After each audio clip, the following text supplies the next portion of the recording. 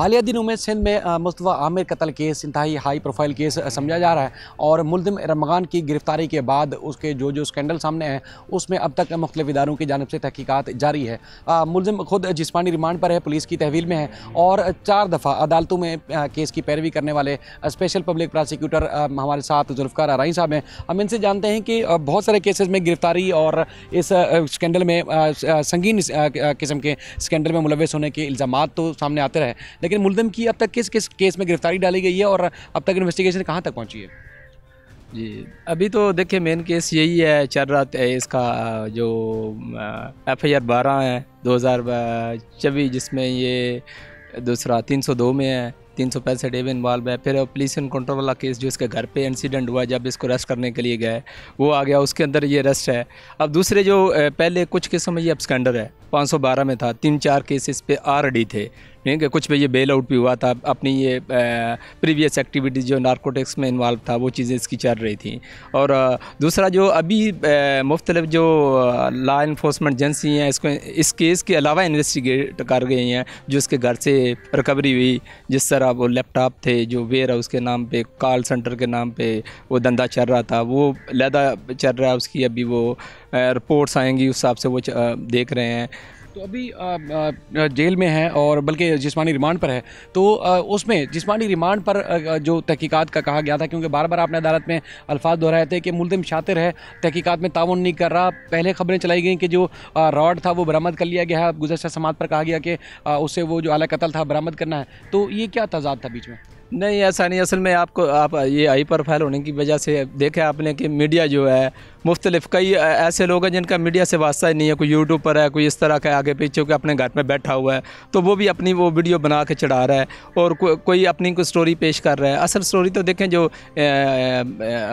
आएगी इन्वेस्टिगेशन की, वो अपना जब कंप्लीट करेंगे तो वो आएगा। अब रोज़ आप देख रहे हैं, जब शाम को आप देखेंगे तो इसके अंदर रोज़ डेवलपमेंट हुई है जो पुलिस को खुद नहीं पता, लेकिन मीडिया में हुआ किस तरह को है। ऐसी कोई बात नहीं। जब इंटेरोगेशन कंप्लीट होगी, अभी वो रिमांड पे है और इसमें कोई शक नहीं मुल्ज़िम बहुत इंतहाई शातिर और चरा किस्म का है। जब उससे इंटेरोगेट करते हैं वो कोई ना कोई बहाना कर लेता है। कभी वो बेहोशी वाला ड्रामा चला देता है, कभी वो कहता है जी मेरे वो वीड्स वाला इशू है उसके साथ, नशे वाला, वो कभी कोई वो। तो इसलिए असल में वो एक्सपर्ट है इतना। उसके बारे में पता चला ये क्रिप्टो करेंसी का भी वो इलीगल धंधा करता था, तो उसमें भी बड़ा एक्सपर्ट है उसकी सारी चीज़ें। तो इसलिए वो इतनी चीज़ें डिजिटल जो है उसकी जो कमांड है वो चीज़ों पे बहुत ज़्यादा है, इसलिए वो हर चीज़ को समझता है। जब उससे कोई सवाल करते हैं तो वो उसके जवाब देने के लिए इन इन्वेस्टिगेशन जो टीम है उससे वो जवाब देने के लिए फिर वो कोई ना कोई बहाना लगा के जो 1 मिनट का काम है वो 3 दिन में ले जाता है। अच्छा, एक चीज़ चूँकि इन्वेस्टिगेशन के बारे में कहा, क्योंकि बहुत ज़्यादा हाई प्रोफाइल केसेस में हम देखते हैं दीगर मुल्ज़मान जो है बरी हो जाते हैं, उनको सज़ा नहीं हो पाती और इल्ज़ाम लगता है जी प्रोसिक्यूशन ने केस अदालत में सही नहीं रखा, इस वजह से बरी हो गए। तो इस केस में ये भी कुछ इतलात हैं कि तफ्तीशी अफसर को बार बार कुरान शरीफ के वास्ते दिए गए, कस्में दी गई प्रोसिक्यूशन की तरफ से कि केस मजबूत बनाना, कोताही नहीं बरता। क्या वाकई ऐसी बात है? नहीं, देखिए हमारा काम है उनको लीगल असिस्टेंट देना IO को, वो हम अपना काम करेंगे। दूसरी चीज़ें देखिए हमारे कस्में कराने उठाने से तो वो अपने जो उनका तरीक़ाकार है उस हिसाब से वो काम करेंगे और ना हम बीइंग प्रोसिक्यूटर या प्रोसिक्यूशन उसको कस्में वाले काम पे लगाएंगे। वो जो उसका अपना काम है वो करेगा। जब हमारे पास आएगा हम भी इंशाल्लाह उस चीज़ को देखेंगे। जब हमारे पास आएगा हम सारी चीज़ें उठाएँगे, रेज़ करेंगे, जो इनकी नेगलिजेंस हुई वो बिल्कुल सामने लेके आएंगे। इस केस में भी कुछ ऐसा ही नज़र आ रहा है, क्योंकि 6 जनवरी का वक़ुआ है, उसके बाद फिर 10 फरवरी को गिरफ्तारी और ये रिमांड पर नाम देना। इस दौरान क्या इन्वेस्टिगेशन में कोई चीज़ें सामने आई हैं कि कुछ शवाहिद मिट गए हों या उनको जमा करने में दुश्वारी सामने आ रही हो? ये देखें ये तो है ना, ऐसा इशू है, क्योंकि देखें इंसिडेंट हुआ 6 जनवरी को और 6 जनवरी के बाद वो उन्होंने डेड बॉडी अब में फेंकी। उसके बाद वो आउट ऑफ कराची चले गए, लाहौर, इस्लामाबाद, सकरतू, आगे पीछे। तो ये बीच में इतना गायब हुआ, तो इसमें ज़हर है वो उन्होंने एविडेंस को जो है वेस्ट करने की कोशिश की है ना, की भी है, क्योंकि टाइम डिले हो गया और सारी चीज़ें वो इसी में लगे रहे। मैं अब कितने दिनों के बाद फिर वो शो हुए, तो ये उन्होंने काम किया। बीच में कॉल भी आपके सामने आई, वो दूसरा 2 करोड़ तवान मांगा गया। तो ये सारी चीज़ें जब ये तो वाक़या हो चुका था, कर चुके चुके थे, जला चुके थे।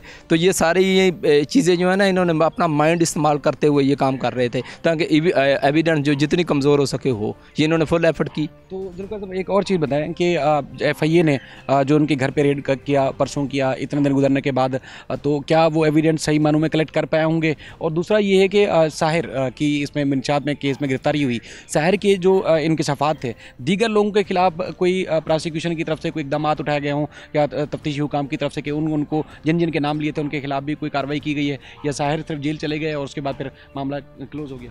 नहीं, साहिर का जो केस है वो नार्कोटिक्स का है, और साहिर का इस केस से जो मर्डर हुआ है उससे कोई तलक वास्ता सामने नहीं आया। जो इंटरोगेशन हमारे पास हुई है तो वो उसमें नहीं है। वो ऐसे ही पता नहीं दोषी प्राणी जो नार्कोटिक्स में ये भी शामिल है, वो भी है, तो वो एक क्ल्यू हो सकता है इनका, लेकिन मर्डर के हवाले से ऐसी कोई बात नहीं है। दूसरी बात, आपने FIA की बात की। FIA देखें, FIA फेडरल इन्वेस्टिगेशन एजेंसी है, ठीक है, या और हम प्रोविंशियल लेवल पे अपने केस को देख रहे हैं। और इसमें आपने देखा कि प्रोविंशियल लेवल पे चीफ मिनिस्टर साहब, होम मिनिस्टर साहब, प्रोसिक्यूटर जनरल साहब खुद इस केस की निगरानी कर रहे हैं, सारी चीज़ें देख रहे हैं, आपके सामने में है। और अल्हम्दुलिल्लाह आपने देखा ये कि ऐसा केस है कि जिसमें प्रोसिक्यूशन ने जान डाली है कि शुरू में रिमांड डिक्लाइन हो गया था, उसके बाद कोर्ट से किस तरह अल्हम्दुलिल्लाह हाई कोर्ट ने बारी सपोर्ट किया और आर्डर हुआ, उसके बाद ये प्रोसेस चला और ये सारी चीज़ें हो रही हैं।